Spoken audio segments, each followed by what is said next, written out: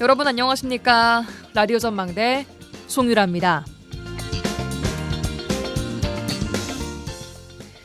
김영록 전남도지사가 오늘 민선 8기 3주년 동북권 언론사 기자회견을 가졌습니다. 석유화학과 철강산업 지원, 대미 수출 피해 기업 지원에 5천억 원 규모의 자체 추경을 투입했다는 점을 강조했고요. 1조 3천억 원 규모의 지역사랑 상품권을 조기 발행하면서 민생경제 회복을 이끌었다고도 했습니다. 특히 동북권 행정기능을 강화했다는 걸 내세웠는데요. 2년 전 동부청사를 개청하고 동부지역 본부장을 2급으로 격상해서 5개국 12개 부서 280명의 직원이 근무하고 있다는 점을 짚었습니다.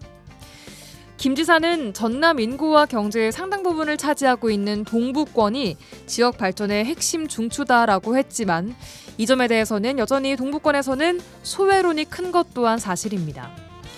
석유화학과 철강산업이 집중되어 있는 동부권에 산업 기반을 지원하고 추진해 나갈 주요 부서가 들어와 있지 않다는 것은 지속적으로 좀 문제 제기가 되고 있고요. 전남 국립의대 설립 논의 당시 동부권과 서부권의 갈등을 효과적으로 중재하지 못한 점 또한 묵은 감정으로 남아 있습니다. 자, 앞으로 1년 남았습니다. 민생 경제 회복과 지역의 균형 발전에 관심이 모아지고 있는 만큼 성과로 이어질 수 있기를 기대해 보겠습니다. 오늘 라디오 전망대가 준비한 내용입니다. 지역 소식들 뉴스 브리핑 통해 들어보고요. 이슈책 정치 한판 이어집니다. 잠시 후에 뵙죠.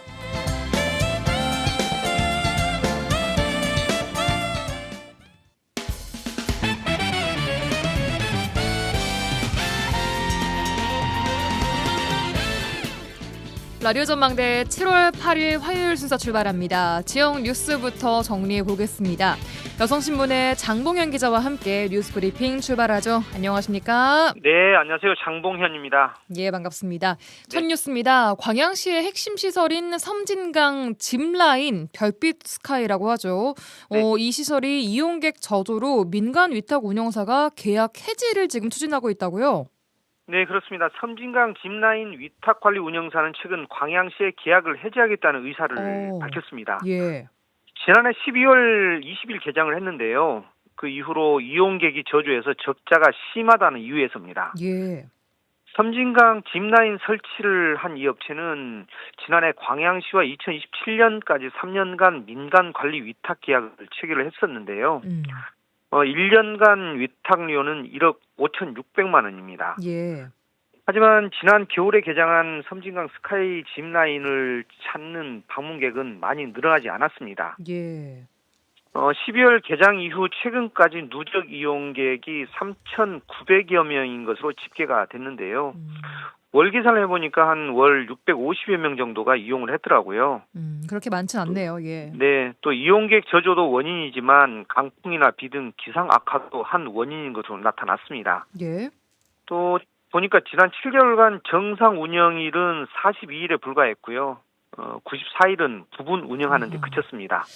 이게 아무래도 뭐 비나 바람 등의 영향을 많이 받는 시설이다 보니까 이런 것들도 원인이 된 것 같습니다. 결국에는 적자가 커져서 더 이상 운영을 못하겠다라는 거군요. 네, 맞습니다. 직원 인건비와 위탁 수수료, 운영비 등을 감당하기도 버거워서 적자가 커지고 있다고 하는데요. 예. 상황이 이렇게 되자 광양시는 새로운 수탁자가 선정이 될 때까지 현재 위탁 업체에 계속 운영을 일단은 맡기기로 했습니다. 이후 용역을 통해 현실에 맞는 위탁료를 재산정하고 또 활성화를 위한 그 배알도의 캠핑장이 추후에 개장이 되는데요. 예. 이 배알도 캠핑장과 병행 위탁하는 방안을 마련해서 새로운 업체를 선정하기로 했습니다. 그렇군요. 광양시가 69억 원을 투입해 건립한 섬진강 별빛 스카이는 총 길이가 898m 규모의 짚라인인데요. 광양 망덕산과 배알도 수변 공원을 잇는 짚라인으로 활강 4라인, 회수 1라인 등 모두 5개 라인으로 구성이 됐고 출발지까지는 12인승 모노레일이 운행이 됩니다. 예, 기대 속에 지난해 운영을 시작했지만 결국 지금 민간 위탁 운영사가 계약 해지를 추진할 정도로 적자가 심해졌다는 내용 정리를 해봤습니다. 네. 자, 다음 소식입니다. 광양 태인 국가산업단지 일대에서 오탁수가 유출돼 광양만을 오염시키고 있는 것으로 드러나 지금 원인을 파악하고 있다고요? 네, 그렇습니다. 지난 3일 광양 태인 국가산단 해안도로 인근에서 오탁수가 우수관을 타고 광양만으로 유출이 됐는데요. 예. 전남도와 광양시 등 관계 당국은 해경 등과 합동 조사를 벌이고 오탁수 시료를 채취해 성분 검사를 하고 있습니다. 아직까지 오탁수가 우수관로를 통해 유출된 것에 대한 정확한 원인은 파악되지 못했지만 관계 당국은 하수도가 넘쳐 광양만을 오염시킨 것으로 추정하고 있습니다. 하수도요? 예. 네. 전남도는 현장 점검과 광양시 등에 확인을 한 결과 아파트 하수 등을 태인 처리장에서 병합 처리를 해오고 있었는데 예. 인근 하수관이 막혀 역류한 것으로 추정하고 있다고 밝혔습니다. 아. 그래서 긴급 조치는 해가 현재는 누출이 되지 않고 있는데 조만간에 영구적으로 어떻게 할 수 있는 그런 방안을 마련하겠다고 밝혔습니다. 예. 앞서 지난 2023년에도 태인 국가산단에서는 이번처럼 오탁수가 광양만에 유입되는 사고가 있었는데요. 그래서 지역 주민들하고 환경단체가 철저한 조사를 요구하기도 했었습니다. 이번에도 마찬가지로 태인동 주민들과 환경운동연합에서는 이 지점, 이번에 유출된 지점 같은 경우는 매년 한두 번씩 오탁수가 여과 없이 바다로 흘러 들어가고 있는데 이번에는 오염원 그리고 원인을 꼭 밝혀달라고 촉구를 했습니다. 예, 알겠습니다. 다음 소식 만나보겠습니다. 여수 고흥간 백리섬섬길의 랜드마크의 하나로 기대를 모은 조발도 스카이워크라는 것이 있습니다. 네. 이게 당초 계획대로 하면 오는 9월 준공 예정인데 아직까지도 첫 삽도 못 두고 있다고요? 네, 그렇습니다. 여수시는 지역 관광 콘텐츠 확대를 위해서 여수 섬섬길 스카이워크 설치 사업을 추진해 왔는데요. 예. 여수와 고흥 간 백리섬섬길 중간 지점인 조발도 전망대 일원에 35억 원의 사업비를 들여서 스카이워크를 설치하겠다는 겁니다. 예. 최적의 다도해 조망은 물론이고 국내 최초로 바다를 향해 80여 미터 뻗어나가 바다를 조망할 수 있도록 설계한 이색적인 구조물인데요. 예. 높이도 40m에 달하는 구조로 길이와 높이 면에서 국내 최고 규모의 스카이워크 시설로 기대를 모았습니다. 예. 그런데 이 사업은 지난해 3월 착공을 했지만 같은 해 7월 예상치 않은 문제가 발생되면서 공사가 일시 정지가 된 상태입니다. 1년 전부터 정지가 되어 있는 상황이라고 설명을 주셨는데 어떤 문제가 발생을 했습니까? 그 당시? 네, 감리단이 구조물 하중의 해상 시공에 대해서 안전 우려를 제기를 했는데요. 그렇지만 당초 설계를 맡았던 업체 측은 설계상 문제가 없다면서 맞섰습니다. 예. 양측 입장이 팽팽히 맞서면서 40m 허공에서 다도해를 바라볼 수 있는 아찔한 체험시설로 규모나 구조면에서는 국내에서 처음 시도되는 구조물이고 사실상 이게 되면 정말로 명소가 될 수 있는 그런 구조물이지 않습니까? 그런 예. 탓에 쉽게 판단할 수 없는 상황에 직면한 거죠. 아무래도 비슷한 안전 문제이기 구조물이 또 때문에. 없다 보니까 네, 그렇죠. 전에, 안전 문제다 보니까 가장 중요한 거지 않습니까? 예.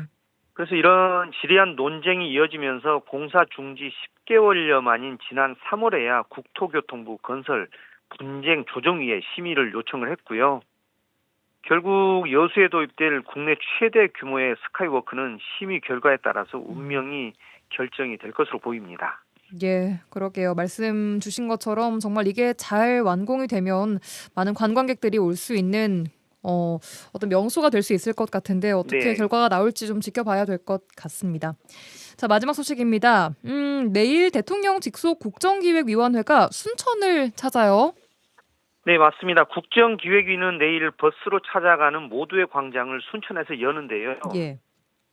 전문 조사관들이 전국 거점 도시를 버스로 순회 방문해서 주민들의 정책 제안과 민원 등을 상담 접수를 합니다. 예. 또 지역에서 해결되지 못한 민생 갈등 현장도 찾아서 민심을 청취하고 해결을 모색하는 그런 프로그램인데요. 예.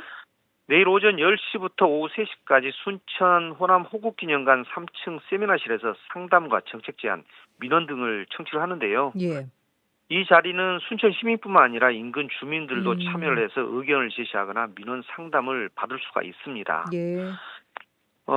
또 국정기획위는 순천 승주읍에 조성 중인 그린바이오 신산업 단지를 찾아서 지역 균형 발전 방안 등을 논의할 계획이고요. 예. 구례 교통약자 불편 개선 요구 현장도 찾아서 지역 애로사항 등도 들을 예정입니다. 예, 정말 뭐 과거에 어떤 정부도 이렇게 직접 들으러 뭔가 온 적은 없었던 것 같은데 내일 어떤 현장이 좀 펼쳐질지 저희도 취재를 직접 해보도록 하겠습니다.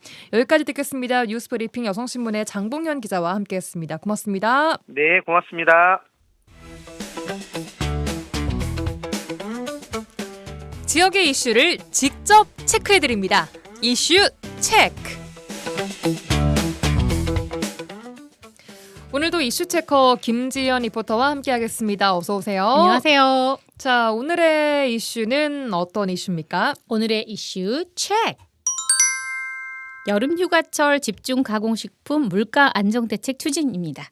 정부와 식품 유통업계가 여름철 장바구니 부담을 좀 덜어보자. 그래서 7월과 8월 중 전국 대형마트와 편의점에서 할인 행사를 진행한다는 소식입니다. 네, 이재명 대통령이 공보회의에서 언급했던 라면부터 빵, 음료 이런 가격 체감도가 높은 품목들을 최대 50% 할인된 가격으로 구매할 수 있다라는 거죠. 네, 농림축산식품부에서는 지난 4일 이 식품 유통업계 간담회를 열었어요.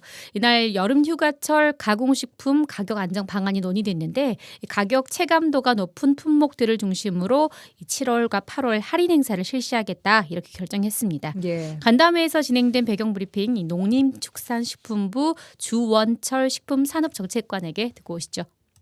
소비자 물가의 체감도가 높고 원재료 가격 부담이 다소 완화된 여름에 소비가 늘어나는 제품에 대한 할인을 실시하기로 했습니다. 네, 이란, 이스라엘 전쟁 등 원인으로 석유류 물가가 상승세로 좀 전환이 됐고 계란 등 장바구니 물가도 큰 폭으로 좀 올랐단 말이죠. 그렇죠. 네. 체감을 좀 직접 하시나요? 어때요? 그럼요. 살 수가 없어요. 저는 사실 마트에 갔을 때 과일 하나도 뭔가 손에 쉽게 가지 않고 특히 계란은 안 산 지 너무 오래됐다 이런 그래요. 생각이 들 정도입니다. 그중에 가공식품 물가 상승률도 정말 가장 높다는데 얼마나 좀 올랐습니까? 일단 통계청의 자료를 먼저 말씀드릴게요. 6월 소비자 물가 동향에 따르면은 이 외식 물가가 1년 전보다 3.1% 올랐단 말이에요. 그런데 가공식품 물가 상승률은 이것보다 훨씬 높아요. 4.6%입니다.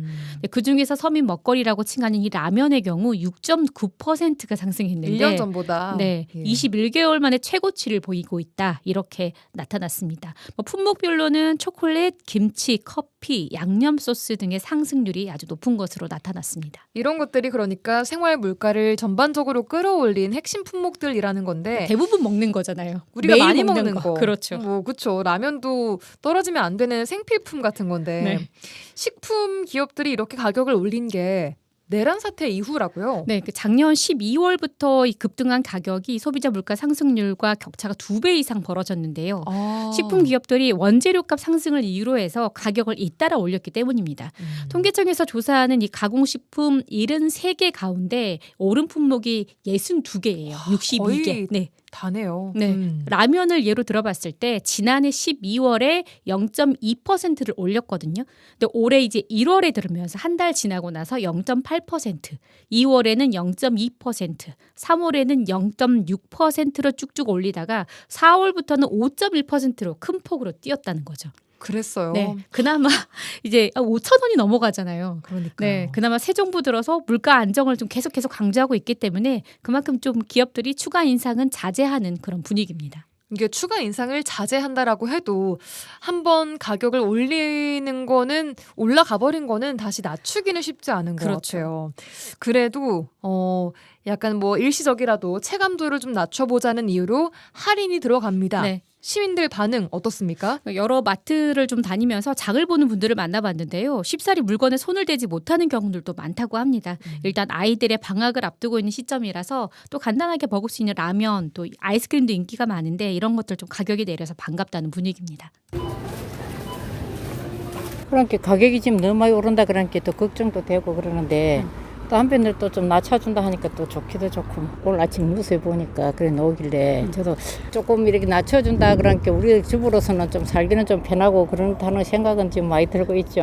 정부가 그렇지 잘한다 생각은 하고 있죠. 살기가 팍팍하다 막 이런 느낌밖에 안 들어. 너무 비싸고. 할인할 때 많이 사놔야 될 것 같아요. 물가가 너무 비싸요. 그냥 할인되니까 그냥 찾아오는 그냥 그때그때 필요한 거 와서 사니까 그때 육류나 이런 것들 애들이 있으니까 아무래도 많이 먹어야 되니까 그런 것들 물가가 이제 하도 올라가니까 그리고 또 이벤트로 할인해주면 저희 입장에서는 이제 좋죠. 경제적으로도 이렇게 뭐 매일 먹는 식품이나 마찬가지여서 아까 뭐 다른 분들 얘기처럼 길게 해주셨으면 좋겠고 저도 이제 그런 이벤트 시간 안에 구입을 해야 되니까 주시하고 있습니다. 소비자 입장에서는 싸게 살 수 있으면 그게 좋은 거니까 이런 농협이나 다른 데는 밴드를 이용을 해서 또 문자가 오거든요. 네, 전반적으로 좀 할인이 그래도 반갑다라는 목소리들이었습니다. 네. 마지막 하신 분의 말씀 들어보니까 지역 농협 같은 데서도 SNS를 통해서 네. 이 소식을 알려주나 봐요. 맞아요. 지역 밴드를 활용해서 뭔가 이번 주에 또 오늘 뭘 할인한다, 내일 뭘 할인한다 이런 소식들을 계속해서 주시하면서 바로 그때그때 달려가서 구입을 하는 거죠. 소비자분들한테는 얼마나 좀 꿀 정보겠어요, 이게. 네. 그렇죠. 자, 어쨌든 지금 진행되고 있는 가공식품 할인 행사, 휴가철이나 막 그 장보기 부담을 좀 줄여보자라는 건데 할인이 지금부터 진행이 되고 있는 것도 시작했죠. 일단 대형마트에서 시작되고 있는 부분도 있고요. 예. 또 편의점이나 현장을 좀 찾아가 봤더니 모르는 사업주들도 있는 상황이었어요. 동시다발적으로 진행되고 있는 건 아니고요. 업체별로 또 품목별로 다르게 보시면 됩니다. 라면이나 빵처럼 물가 체감도가 높거나 아이스크림과 삼계탕, 냉면 이렇게 인기 있는 제품들이 다 해당이 된다고 보시고 뭐 농심의 경우 대형마트에서 현재 라면을 최대 43% 할인 판매하고 있어요. 또 편의점에서는 7월 중으로 2+1 행사를 하겠다 이렇게 밝히고 있고요. 이렇게 대형마트에서 진행되고 있는 품목들도 다 다르고 온라인몰도 또 할인이 되고 있고 식품 기업이나 유통업체 협의에 따라서 기간들이 다 다르기 때문에 잘 따져보셔야 하겠습니다. 그래요. 그러니까 업체별로 품목별로 지금 다르게 할인이 네. 들어가고 있기 때문에 내가 어떤 데가 할인이 많이 되는지를 좀 따져보시는 똑똑한 소비자분들도 분명히 계실 네, 것 같아요. 맞습니다. 필요한 품목을 따져서. 자, 어찌됐든 물가 안전 대책이 좀 진행이 되고 있지만 이번 경우는 사실 단기적이긴 하거든요. 네. 이거에 대한 우려의 목소리는 좀 없었습니까? 네, 그렇죠. 좀 장기적인 그런 대책이 필요하다 이런 의견들도 있었는데요. 시민들 목소리 들어보시죠. 요즘에 그 하도 근데 또 다른 마트들에서 다른 걸로도 이렇게 행사를 지금 많이 들어갔더라고요. 그래서 한편으로는 또 작은 이런 대형 마트 때문에 주변에 있는 상인들이 조금 피해를 보겠다 그런 말을 이제 우리가 주고 받기는 하는데 왜 그러냐면 거기서 몽땅하니까 근데 이렇게 작은 마트들 있잖아요. 그런 데는 또 세일은 하는데 또 거기에 비해서 사람들이 몰리면 아무래도 타격을 입진 않을까 그런 생각이 들긴 하더라고요. 대부분 7월 한 달간 할인이 진행되지만 정부는 이 할인 행사가 마무리되는 다음 달에도 이 물가 상황을 좀 모니터링하면서 업계와 계속 협의를 지속한다 이런 계획을 갖고 있습니다. 예, 물가가 쭉쭉 올라가는 이 상승 인플레이션은 뾰족한 방법이 또 없겠습니다만 그래도 장기적인 그 안정화가 모든 분들이 바라는 부분이 아닐까 싶습니다. 자, 오늘 여기까지 듣겠습니다. 이슈책 이슈체커 김지연 리포터와 함께했습니다. 고맙습니다. 고맙습니다.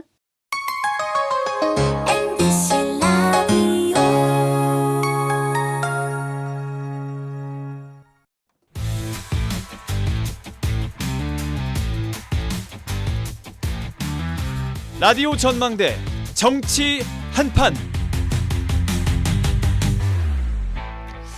정치 한판 시작합니다. 더불어민주당 서동용 전 의원, 다시 돌아온 개혁신당 천하람 당대표 권한대행 겸 원내대표 두 분과 함께하겠습니다. 두 분 나와 계십니까? 반갑습니다. 서동용입니다. 네, 안녕하세요. 천하람입니다. 예. 먼저 서 의원님 한 주간 무더위 속 잘 지내셨습니까?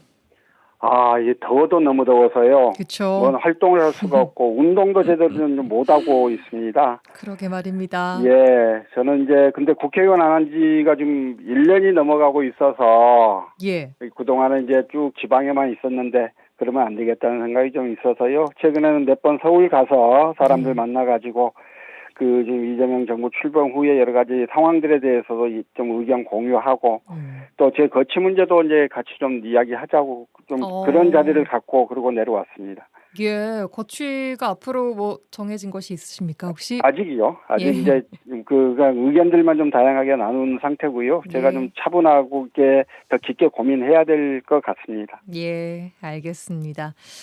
천하람 대표께서는 지난 2주간 자리를 비우셨습니다. 네. 아프리카에 다녀오셨다고요? 네네. 저희 이제 국회 부의장 대표단으로 해가지고 예. 에티오피아랑 짐바브웨의 이제 대표단으로 다녀왔습니다. 가서 뭐 에티오피아 대통령도 뵙고 뭐 예. 짐바브웨 뭐 여러 뭐 상원의장, 하원의장, 뭐 영부인, 뭐 여러 장관들 이렇게 쭉 뵀는데요. 예. 그러니까 아프리카 같은 경우에는 우리랑 교류가 많지 않다 보니까 예. 그 국가들은 우리나라에 많이 오는데 상대적으로 대한민국에서 대표단이 가는 경우가 조금 부족하다고 합니다. 그래서 이제 의회 외교 차원에서 좀 가서 뭐 자원 개발이라고 할지 아니면은 뭐 여러 또 인적 교류 또 거기에 나가 계시는 많은 NGO나 대한민국에서 정말 좋은 일들 많이 하시더라고요. 그런 분들 좀 많이 격려도 해드리고 예. 다녀왔습니다. 예, 아프리카까지 다녀오셨다 이런 행보는 되게 오랜만에 들어본 것 같습니다. 네, 저도 살면서 아프리카는 처음 가봤습니다. 예, 그러게요. 어쨌든 잘 돌아오셨습니다. 최근에 그 이준석 의원에 대한 의원직 제명 국민동의 청원이 좀 높게 올라서 60만 명을 넘긴 상황이 되고 있는데 이런 건 지금 어떻게 좀 인식하고 계십니까, 천 의원님?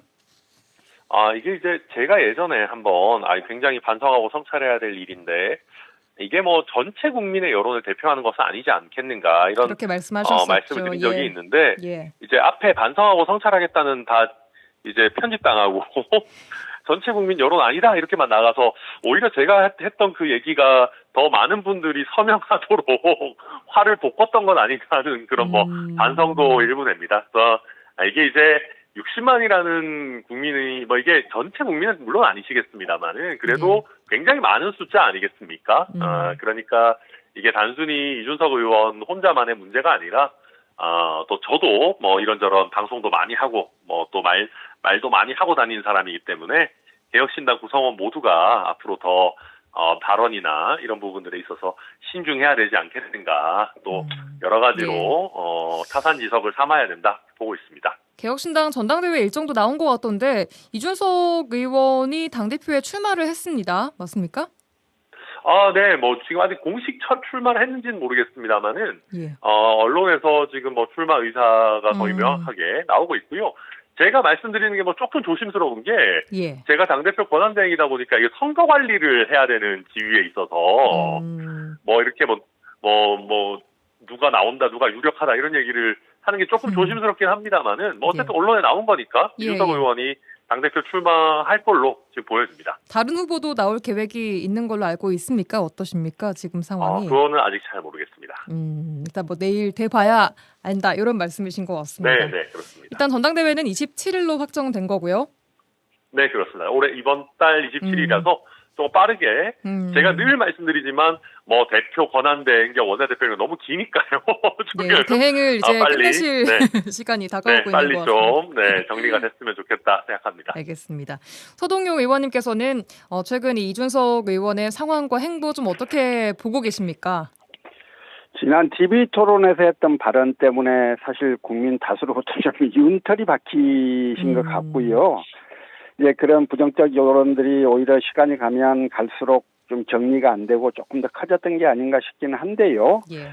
일단 이제 60만 명이 적은 숫자는 물론 아닙니다. 그런데 한편으로 생각해 보면 2020년도에 그 청와대 국민청원 문재인 대통령 탄핵 청원이 146만 명이었어요. 그리고 2024년도에는 그 윤석열 대통령에 대한 탄핵 청원이 143만 명이었고요. 예.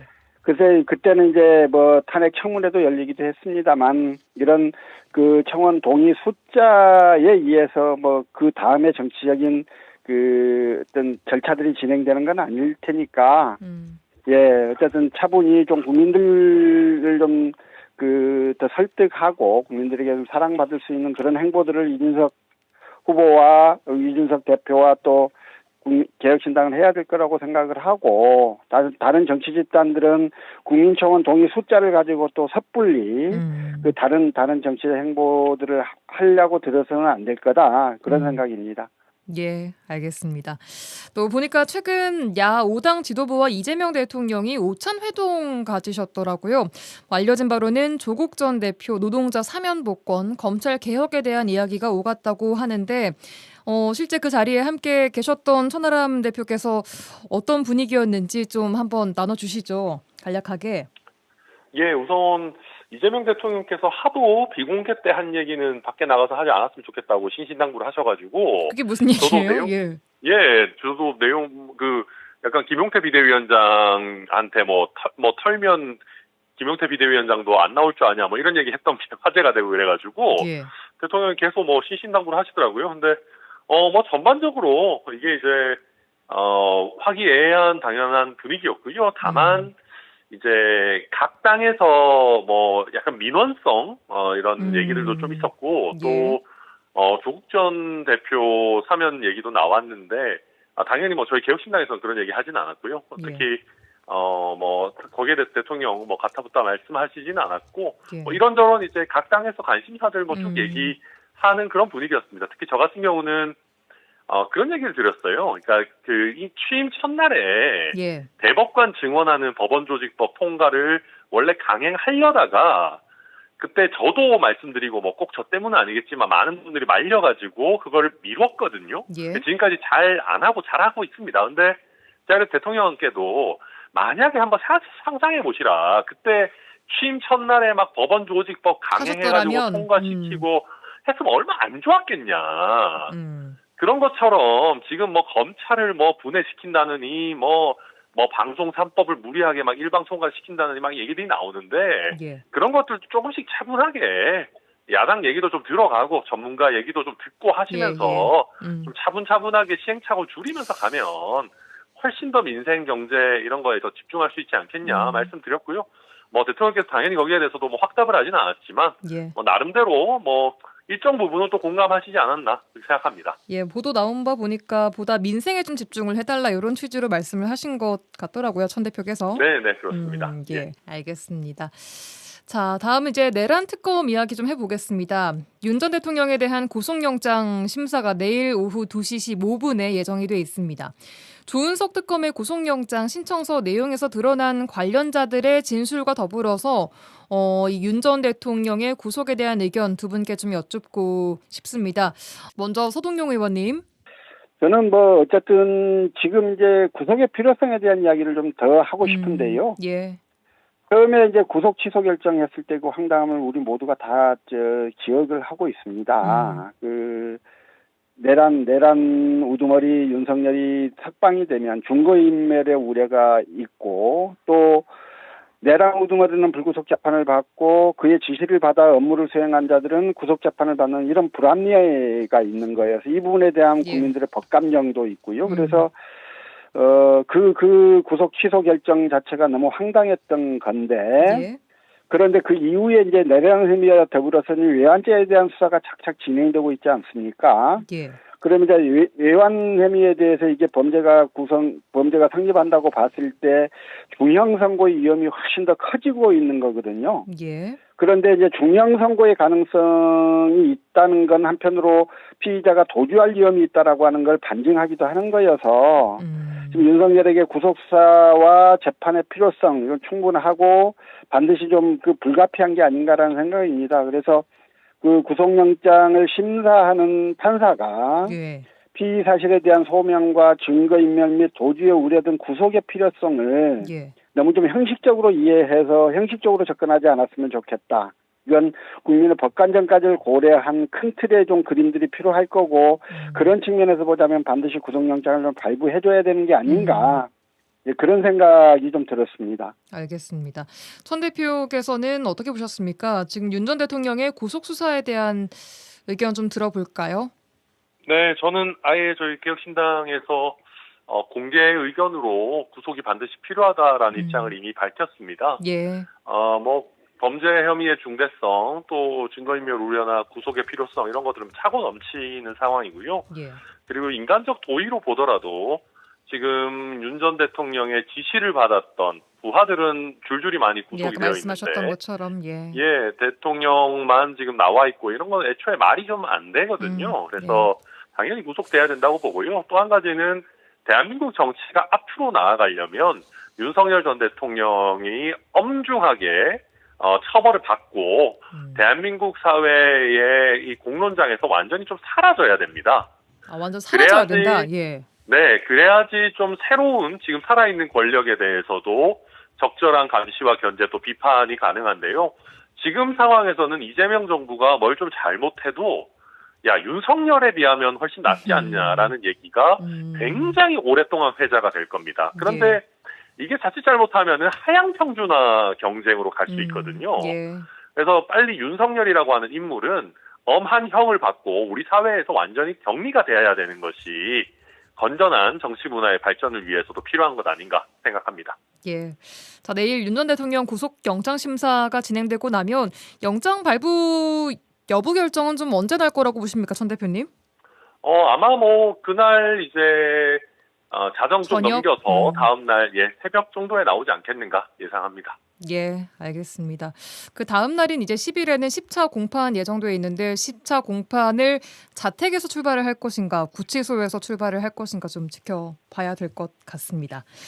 자, 다음 국민의힘과 더불어민주당 전당대회 이야기도 좀 짚어봐야 할 텐데요. 국민의힘 8월 중순 전당대회를 앞두고 있는데 상황이 아주 좀 다이나믹하게 돌아가고 있는 것 같습니다. 우선 안철수 의원이 당혁신위원장 자리를 사퇴하고 당대표 출마하겠다라고 선언했습니다. 이거 어떻게 보셨습니까, 서 의원님? 예, 일단 이제 혁신위원장 자리를 자기가 맡겠다고 발표를 했다가 이제 갑자기 뭐 며칠 만에 지금 닷새 만에, 사퇴하고 대표 출마를 선언했는데요. 이에 대해서 이제 권성동 또 권영세 이런 분들이 뭐 분열의 언어로 혼란을 조장하는 행위 뭐 등등 해서 굉장히 신랄하게 비판을 했더라고요. 예. 예, 물론 이제 안철수 의원이 당초 당대표 안 나가겠다 그랬다가 다시 당대표로 나가게 되는 이런 이제 번복을 했기 때문에 그 부분에 대한 비판도 있는 것 같긴 합니다만 그보다 전에 혁신위원장으로서 인적 쇄신에 대한 그 어떠한 권한도 주지 않은 혁신위원장 자리 뭐 이런 것들을 가지고 지금 당을 어떻게 좀 상황만 피해 가려고 하는 게 국민의힘 내부의 흐름인 것 같고 그래서 이제 이번에 이 사태만 보더라도 국민의힘에서 변화와 쇄신은 불가능한 게 아닌가 그런 것들을 오히려 대외적으로 좀 웅변하는 그런 사례가 되고 말았다 하는 생각이 들었습니다. 변화와 혁신을 그동안 좀 말로만 해왔던 것이 아닌가라는 게 좀 방증되는 사례였다라고 파악하신 거예요. 예. 알겠습니다.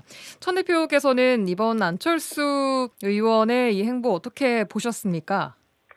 우선 일단 김용태 비대위원장의 혁신안을 안 받을 때부터 국민의힘 답이 없는 거죠. 사실 뭐 전혀 받기 어려운 혁신안도 아니었는데. 그러면서 그때 김용태 의원을 되게 걱정하셨었잖아요. 그 당시에. 맞아요. 그래서 사실 뭐 제가 걱정했던 것처럼 일정 부분은 됐죠. 그러다 보니까 지금 국민의힘에 그다지 위기감도 없는 것 같고 당대표격인 비대위원장도 하지 못했던 혁신을 당대표에 의해서 임명되는 혁신위원장이 할 가능성은 거의 없습니다. 근데 여기서 안철수 의원을 일정 부분 그래도 비판하지 않을 수 없는 거는 안철수 의원님이 어제 정치 시작하신 분이 아니잖아요. 그럼 본인이 한계를 어느 정도 이미 알고 그것을 극복하기 위한 노력들을 하셔야 되는 건데 그럴 각오가 없다면 처음부터 직을 맡지 마셔야 되는 건데 혁신위원장을 수락하겠다라고 했다가 너무 금방 또 전당대회 출마로 선회하시겠다 이렇게 하니까 저는 이거는 조금 안철수 의원님께서 혁신위원장이라고 하는 직을 조금 가볍게 생각하셨던 거 아닌가 하는 아쉬움이 남고 국민의힘의 혁신은 더더욱 어려워진 상황이 아닌가. 그러다 보니까 결국은 지금 이재명 대통령과 더불어민주당이 사실상 거의 노마크 찬스로 그라운드를 완전히 휘젓고 다닐 수 있게 된 상황이다. 그렇게 평가합니다. 예, 국민의힘에 한때 또 함께 하셨던 의원님으로서 국민의힘 혁신위가 그동안 혁신에 성공한 적이 있다고 보십니까? 거의 없죠. 거의 없고요. 예전에 아주 예전에 김문수 국민의힘 최근에 후보를 하셨던 김문수 위원장이 혁신위원장을 했었을 때가 있는데 그때는 나름의 성과를 냈던 걸로 사람들이 평가를 하더라고요. 그런데 그 이후에 많은 분들이 혁신위를 하셨지만 저도 최재형 혁신위 같이 한 적이 있었지만 그렇게 동력이 많이 실리지는 않습니다. 특히 인요한 최근 혁신위를 보더라도 결국에는 당 주류가 움직이지 않으면 또 유야무야 끝나기 때문에 혁신위라고 하는 것이 결국은 조금 이제 뭐랄까요 시간 끌기 내지는 얼굴 마담처럼 소비되는 일들이 반복되고 있다 그렇게 평가합니다. 그럼 앞으로 이제 국민의힘 개혁과 혁신을 이끌 당대표에도 그나마 김문수 전 장관이 유력하다라고 판단하시는 겁니까? 아니요. 지금의 김문수 전 장관은 개혁과 혁신이랑은 크게 상관이 없어 보이고요. 아마 주류의 지지를 일정 부분 받겠죠. 제가 한동훈 전 대표의 정치에 동의하지 않는 점도 있지만 어쨌든 가장 개혁적이고 그래도 쇄신 의지가 느껴지는 거는 역설적으로 한동훈 전 대표가 아닐까 싶고요. 한동훈 전 대표가 출마할지 안 할지가 고심 중이라고 하던데 불투명한 상황이니까 안철수 의원이 그 포지션을 좀 선점하겠다라고 해서 전당대회에 뛰어든 것 아닌가 이렇게 보여집니다. 예, 알겠습니다. 자, 민주당 이야기 서동용 의원님께도 여쭙겠습니다. 8월 전당대회를 열 예정인데 정청래 박찬대 당대표 후보 두 분 어떻게 좀 평가하고 계십니까? 각각 서 의원님. 이제 대중성 면에서는 정청래 후보가 더 앞선다고 볼 수는 있을 건데 그래요? 이게 그렇다고 해서 이게 쉽게 정청래 후보의 당선을 좀 점치기도 어려운 게 대중성 면에서 정청래 의원이 더 앞선다 하더라도 박찬대 의원의 출마 자체를 이재명 대통령의 의중으로 이해하는 시각들이 상당히 많아서 서로 좀 만만치 않게 진행이 될 것 같다라는 생각은 좀 들고요. 개인적으로는 그 명심이 어디로 갈 거라고 지금 예측하세요? 그게 그건 모르죠. 그건 모르는데 저희가 이제 작년 7월 달에 최고위원 선거할 때요. 기억하시겠지만 초반에 정봉주 후보가 압도적 1위를 치달리고 있었어요. 그런데 정봉주 후보는 선거법 위반 문제도 있고 성추행 의혹도 있었고 목발 경품 장병 비하 발언도 있었고 여러 가지 문제가 있어서 이 사람이 수석 최고위원이 되면 좀 문제가 있는 게 아닌가라고 하는 그 의견이 있었거든요. 그런데 어느 날 이재명 그 당대표 후보가 김민석 후보의 표가 왜 이렇게 안 나오는 것이냐고 한마디 하니까 그다음부터 판이 확 뒤집어져 버렸거든요. 이렇게 그때 당시 이제 이재명 당대표 후보가 자신의 마음을 드러냄으로써 최고위원 선거판을 뒤집었던 적이 있는데 근데 이번에는 그럴 수는 없잖아요. 이제 대통령이시고 그래서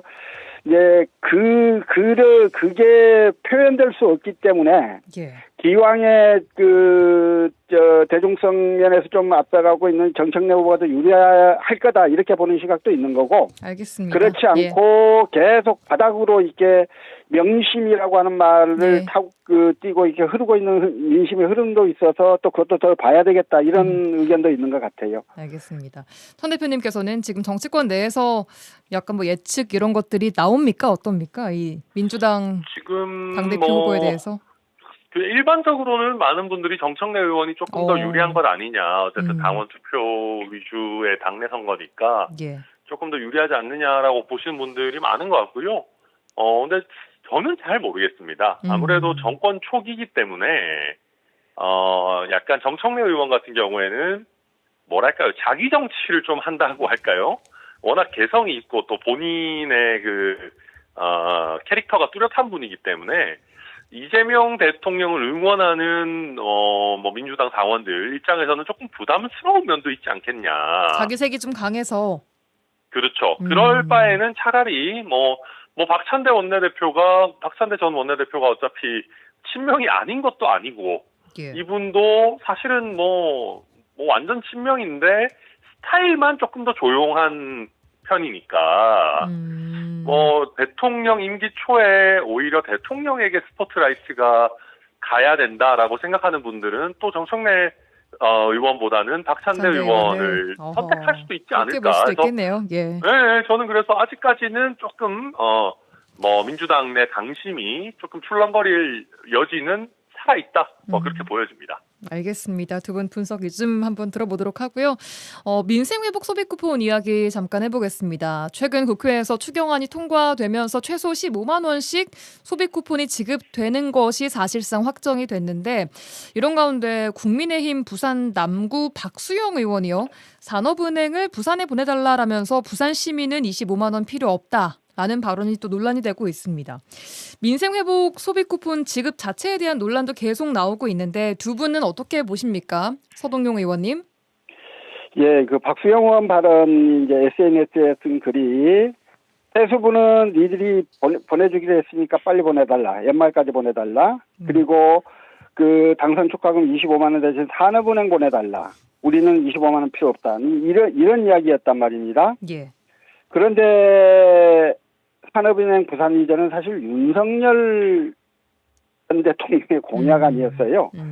그때 여당일 때 하지 왜 이제 와서 마치 그 구워준 돈처럼 돈 받아내는 것처럼 이런 식의 발언들을 이렇게 쉽게 하는지 모르겠고 또 지금 경제 침체와 그 경제는 좀 침체돼 있고 경기 흐름 자체도 막혀 있어서 서민들의 어려움들이 너무 큰데 이 소비 쿠폰 25만 원이 서민들의 삶을 위한 정말 마중물 역할을 하기 위해서 시작한 건데 서민들의 삶에 대해서는 정말 관심도 없는 듯한 태도를 보여서 많은 분들의 좀 그 반발과 비판들이 있는 것 같아요. 저는 이번 박수영 의원의 발언이 여전히 반 이재명 정서를 자극하는 것 그것만으로 정치를 하려고 한다 하는 느낌들이 좀 많이 들어서 많이 좀 씁쓸했습니다.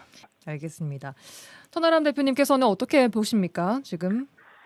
우선 이 재난지원금 내지는 이런 소비 쿠폰 이런 부분들이 그러니까 두 가지입니다. 그러니까 이게 우리의 삶을 바꾸기에는 너무 작은 돈이고요. 그렇다고 국가 전체적으로 보면 예상 규모로는 또 굉장히 큰 금액입니다. 13조 원이 넘게 소요가 되는데요. 우리가 13조 원이 있다라고 하면은 사실 어마어마한 일들을 할 수 있습니다. 그러니까 지금 뭐 서울대 10개 만들기 뭐 이런 식으로 이제 국립대 프로젝트들을 하는데요. 우리가 정말 서울대 이상 수준의 아주 전남대학교나 우리 순천대학교를 발전시키는데도 보통 1조 원 정도면 어마어마한 프로젝트들을 할 수 있습니다. 1조 원이 뭡니까? 우리 글로컬 할 때 뭐 1,000억 단위 정도의 지원, 그것도 몇 년에 나눠서 1,000억만 해도 어마어마한 지원인데요. 그러니까 그렇게 해서 13조 원의 돈이라는 게 사실 엄청난 돈인데 이걸 했을 때 마중물이라는 표현을 우리가 많이 씁니다만 과연 이런 소비 쿠폰이 일회적으로 지원된다고 해서 우리 경제나 우리 가게 또 자영업자가 무조건 잘 되느냐 그러기에는 또 굉장히 한계가 있는 돈입니다. 그래서 물고기를 나눠주기보다는 물고기를 잡는 방법을 공유해야 된다라는 얘기는 당연히 맞는 얘기이고요. 특히 지금 물가가 오르고 부동산 경기가 특히 수도권 중심으로 굉장히 들썩거리고 있는 상황에서 시중에 무책임하게 돈 풀자 이거는 오히려 물가가 올라가 버리면 우리가 갖고 있는 월급의 가치 떨어지는 거거든요. 그러니까 아주 조심해야 되는 정책 수단인데 지금 마치 뭐 당선 턱 나눠주듯이 이렇게 할 일은 아니다라고 보여집니다. 다만 박수영 의원의 코멘트에 대해서는 이게 뭐 박수영 의원이 부산 시민 전원을 다 대표할 수 있는 건 아니지 않습니까? 게다가 뭐 부산 시장이 이런 얘기를 한다 그래도 이런저런 비판들이 나올 것인데 어쨌든 또 국민들 입장에서 소비 쿠폰 준다고 하면 또 이게 소중한 재원 아니냐라고 느끼는 국민들이 당연히 많이 계시기 때문에 이런 정책적 부분 이게 과연 정말 필요하냐 국가에 제대로 된 자원 사용이냐라는 걸 비판을 할 수 있겠지만 마치 뭐 다 부산 시민을 다 통틀어서 부산은 다 필요 없다 이렇게 얘기하기에는 조금 많이 나간 코멘트가 아닌가 생각합니다. 예, 알겠습니다. 자, 그렇다면 앞서 천 대표께서 말씀하신 것과 같은 맥락으로 좀 이 포퓰리즘이라는 비판에 대해서는 어떻게 생각하십니까? 서 의원님. 경기가 너무 어렵잖아요. 이럴 때일수록 국가의 재정이 좀 적극적 역할들을 해줘야 합니다. 그 적극적인 역할을 하는 방식이 25만 원 소비 쿠폰이냐 다른 방식이냐에 대해서는 논의의 그 여지는 있다고 생각합니다만 지금은 국가 재정의 건전성을 강조하기 보다 재정의 적극적 역할을 더 강조해야 할 타이밍이다. 그런 측면에서 보자면 이건 포퓰리즘이라고 하는 그 비난은 전혀 적절하지 않고요. 지난 코로나 3년 동안 우리나라를 포함해서 미국, 일본, 영국 하는 나라들이 굉장히 많은 그 재난지원금들을 통해서 그 서민들의 삶들을 그나마도 좀 너무 나락에 빠지지 않도록 막았던 지역들이 있거든요. 예. 그래서 이번 소비 쿠폰도 그런 측면에서 문제를 좀 바라보면 좋겠고, 알겠습니다. 이왕 그 시작된 그 정책이니까 예. 이거 실현해 보고 그 결과에 대한 평가들을 통해서 다음에는 어떻게 할 것인가를 같이 좀 의논해서 결정했으면 좋겠다는 생각입니다. 예. 알겠습니다. 오늘 여기까지 들어야 될 것 같습니다. 정치 한판 더불어민주당 서동용 전 의원, 개혁신당 천하람 당대표 권한대행 겸 원내대표 두 분과 함께했습니다. 두 분 오늘도 고맙습니다. 수고하셨습니다. 네, 감사합니다.